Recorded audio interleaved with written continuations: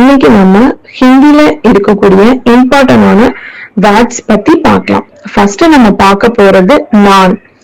இது ஹிந்தில நேம்னு சொல்லுவோம். நான், நேம். நீ அப்படின்னா தும், நீ அப்படின்னா தும். இந்த நீ வந்து மரியாதை இல்லாத வார்த்தை. சோ நம்ம இத ஃப்ரெண்ட்ஸ்குள்ள மட்டும் என்ன செஞ்சுக்கணும் அப்படின்னா யூஸ் பண்ணிக்கணும். பெரியவங்க கிட்ட இதை வந்து என்ன செய்யக்கூடாது அப்படின்னா யூஸ் பண்ண கூடாது. மூணாவது நீங்க. இது எப்படி சொல்லணும்? ஆப். நீங்க ஆப். நாங்க அப்படின்னா ஹம், நாங்க ஹம்.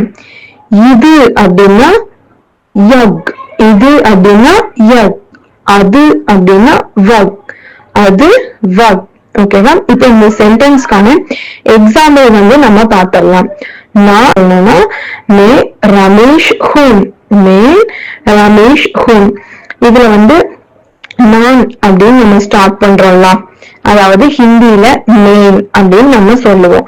மெயின்ல ஸ்டார்ட் பண்ணக்கூடிய எல்லா சென்டென்ஸும் கடைசி ஹிந்தியில ஹூம் அப்படிங்கிறத வச்சுதான் முடியும். ஓகேவா? இதை வந்து ஞாபகம் வச்சுக்கோங்க.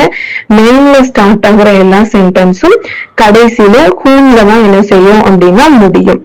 இப்போ ரெண்டாவது எக்ஸாம்பிள், நான் நிஷா, நான் நிஷா. இது ஹிந்தில எப்படி சொல்லணும்னா மே நிஷா ஹூம், மே நிஷா ஹூம். மூணாவது நாங்கள் நண்பர்கள், நாங்கள் நண்பர்கள். இதை எப்படி சொல்லணும்? ஹம் தோஸ்த் ஹே, ஹம் தோஸ்த் ஹே. இதுல வந்து நேம் வந்து வரல.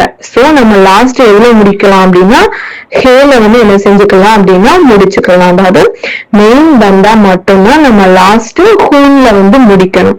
அதை தவிர நீங்க எந்த சென்டென்ஸ் வந்து ஃபர்ஸ்ட்ல நீங்க ஸ்டார்ட் பண்ணாலும் அந்த லாஸ்ட் ஹே போட்டு என்ன செய்யணும் அப்படின்னா முடிக்கணும்.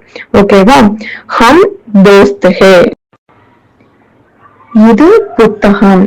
இதை எப்படி சொல்லணும்? யக் ஹிதாப் ஹே, யக் ஹிதாப் ஹே.